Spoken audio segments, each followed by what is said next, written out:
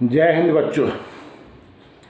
आज की 9वीं कक्षा के लिए पाठ का विषय है उपसर्ग एवं प्रत्यय।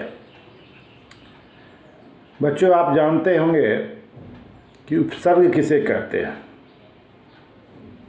तो जान लें कि उपसर्ग वे शब्दांश हैं जो किसी शब्द से पहले लगकर उसके अर्थ में परिवर्तन ला देते हैं।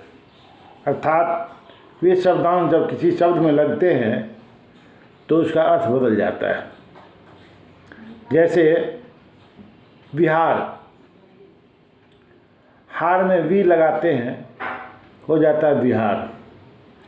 जैसे पुत्र, कु लगा देते हैं तो कुपुत्र हो गया। इसी प्रकार अनेक उपसर्ग हैं। कुछ उपसर्गों के नाम आप जान लें।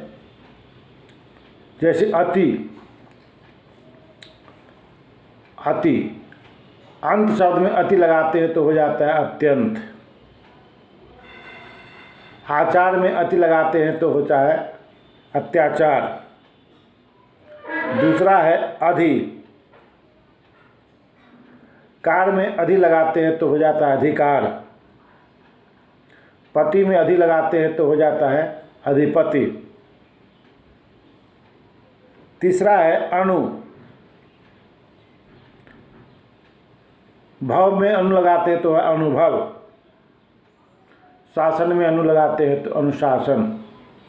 देख रहे हैं, एक ही उपसर्ग लगता है, शब्द का अर्थ बदलते जा रहा है। उसी प्रकार चौथा है अप,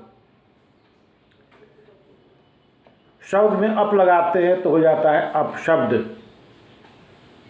मान में अप लगाते हैं तो होता है अपमान।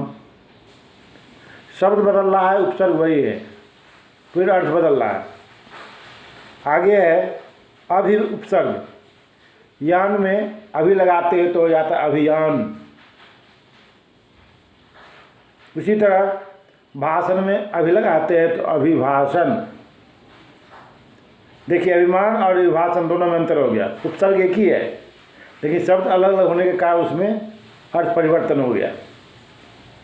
आगे है अब उपसर्ग से बनाते हैं, नति में लगाते हैं तो अवनति।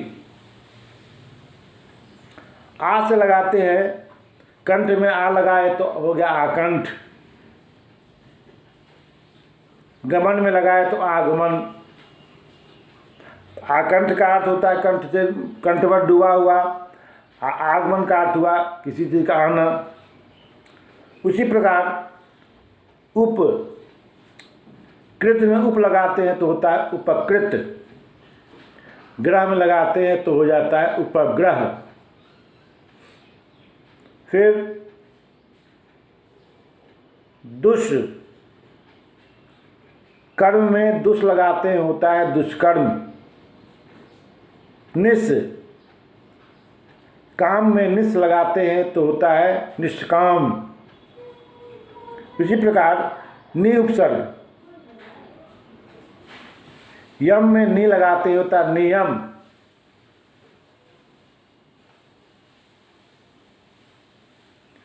परा उपसर्ग, जय में परा लगाते हैं तो होता है पराजय।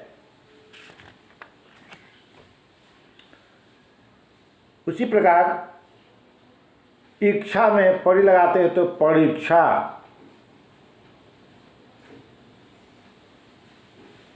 फिर प्र उपसर्ग, क्रिया में प्र लगाते हैं तो होता है प्रक्रिया। भार में प्र लगाते हैं तो हो जाता है प्रभार। प्रति उपसर्ग से बनने वाले शब्द, ध्वनि में प्रति लगाते हैं तो प्रतिध्वनि। एक लगाते हैं तो प्रत्येक। वि उपसर्ग से जय में वी लगाते हैं तो विजय। देश में वी लगाते हैं तो विदेश। सम उपसर्ग, गति में सम लगाते हैं तो समगति। भव लगाते हैं संभव। सु उपसर्ग, गम में सु लगाते हैं तो सुगम। योग में लगाते हैं तो सुयोग।